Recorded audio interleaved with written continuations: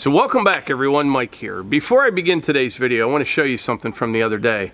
Now I'm sure you've all seen those heartwarming videos, you know, when a man or a woman, they're deployed overseas for 6 months or a year, and they return home and they're reunited with their dog, and the dog just goes crazy, right? Well, last weekend, Melissa and the girls, they went to Las Vegas to visit with Melissa's brother and his family. So they were gone like 4 days, something like this. Well, anyway, this was our dog's reaction when they got home.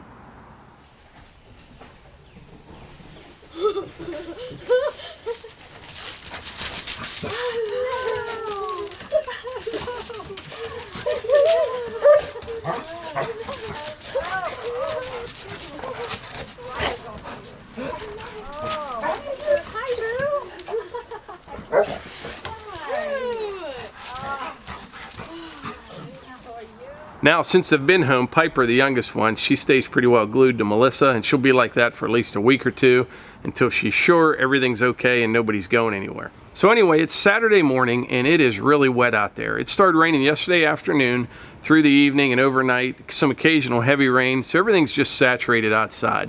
So on days like this, what I like to do is just kind of tinker around a little bit. But while I'm doing that, is I'm kind of getting everything ready for when the weather is good. You don't have to mess with all the little stuff. Everything's ready to go. So that's what we're going to do today. But before I do that, we're going to take a look at the trail out here and see if any grass is growing. I planted that last Saturday and we got our first rainfall on Tuesday, so it's only been, what, 4 or 5 days. But I'm hoping to see at least a little bit of green haze and maybe a little bit of grass popping up. We'll see. I don't know if you can see on video, but there's a green tint to everything right now, and it's actually starting to grow already. I'm kind of surprised.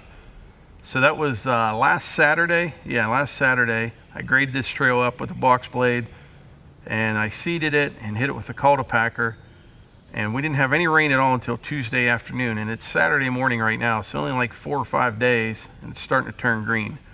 It has a long way to go, but this is it's a pretty good start.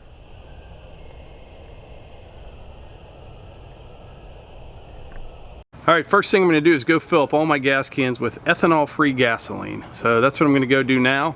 While I was screwing around on the computer all morning, Melissa is throwing the weights around at the gym. This is true. How'd it go? Good.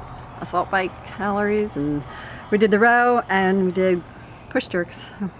Push jerks. And burpees. And burpees and push jerks. Alright, I'll see you in a little bit.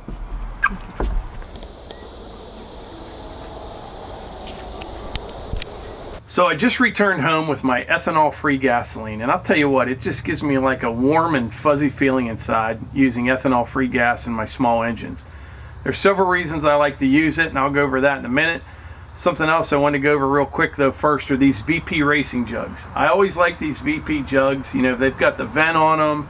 You know, they work the way a fuel jug is supposed to work. You can actually pour liquid out of them. It works really well. But I found something actually better than these recently. Rural King makes a jug too. So the Rural King jug is very similar to the VP, but there's a couple things I like better on this one than the VP jugs. I mean, they're both pretty much the same. They've got a vent, you know, but when you take these off to fill it, sometimes these are on there pretty tight. You know, there's a seal in there and sometimes they're hard to get on. These little nubs make that a little bit easier to do. Something else I like better on the Rural King jug is the filler tube itself. It's a little bit bigger diameter, and the plastic is more flexible. Makes it easier than on the VP jug. It's a smaller diameter and it's pretty rigid and stiff. And the best part about the Rural King jug is these are 20 bucks compared to about 35 or 36 for the VP jug. There's a huge difference there. Like I said, I always use these for about the past 5 or 6 years. I thought they were the greatest things in sliced bread when I got these, but these are even better and they're cheaper. And no, Rural King did not give me this jug. I bought that and several others. They actually gave me tractors, but not a fuel jug. Or my Rural King hat, I bought that too. Now, there are several reasons why I don't like using gasoline mixed with ethanol in my small engines. Reason number one, pure gasoline has more energy, which translates into more power. And who doesn't want more power in your small engines? So that's reason number one. Reason number two is ethanol is much harder on your engine than pure gasoline, especially older engines and small engines, anything with a carburetor. And there's several reasons for that.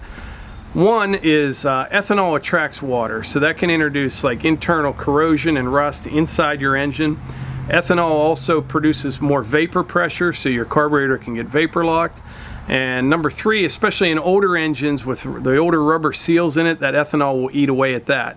So there's several reasons that I think ethanol can be harmful to your engine. I don't think it really affects new cars and trucks and things like that because they designed around the problem. But small engines and older engines, it's kind of hard on those engines.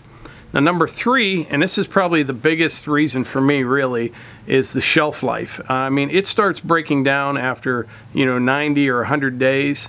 And your engine won't run as well, it's sludgy, it's just not a good thing.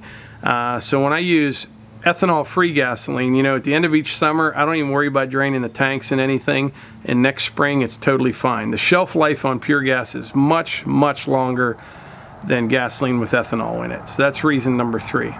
Now, if you caught that clip when I was at the gas station, you probably noticed I paid $3.99 a gallon for this E-free gas, which is pretty expensive. But keep in mind, I live in Pennsylvania, which I'm pretty sure we still hold the record for the highest gasoline tax in the country. Way to go, Harrisburg. But anyway, so if you live in a different state, you can probably get it for less money than that. Around here, it's about 84 cents a gallon more than regular unleaded gasoline. But I look at it this way. Each summer, let's say I use 75 gallons of gasoline between the mower, the side-by-side, chainsaws, string trimmer, blower, pressure washer. If it's 75 gallons of gas, I'm paying an extra $63 a year, and for me, it's worth every penny. Got you some new shirts at the garage sale. They just went to a rummage sale or a garage sale. They wanted to take the truck, but I wouldn't allow them. What'd you get? Got you some new shirts. New shirts. Flannel button down or plaid button. 50 cents. So that's my reasoning why I like to use ethanol-free gas in all my small engines. Besides it being more expensive though, there is one other downside, and that is it's sometimes hard to find. So I'll put a link in the description. I think it's called puregas.org, so it'd be www.pure-gas.org. And on that site, it'll give you a list of what state you're in and where this ethanol-free gasoline is available in which town. So you can check that out if you want to. It's actually turning out to be a pretty decent day here, so I think this afternoon I will do some mowing. But when I started this video, I talked about things I like to do when it's wet outside. And one more thing I like to do is get all my chainsaws sharpened up.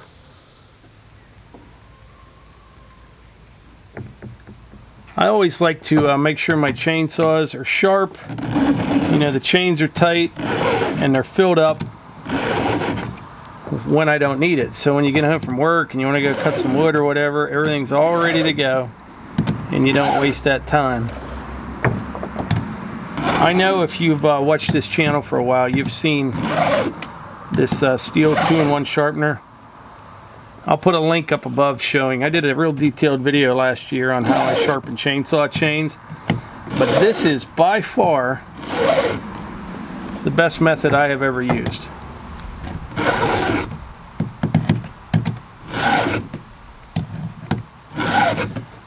Also, since I started using a grapple on the tractor, I have found that I can go so much longer in between sharpenings just for the fact that you're not hitting the ground and getting it dull. I'm usually pretty good at that, but with the grapple, it makes all the difference in the world. This chain's still pretty sharp. I'm just hitting it real light and just touching it up a little bit.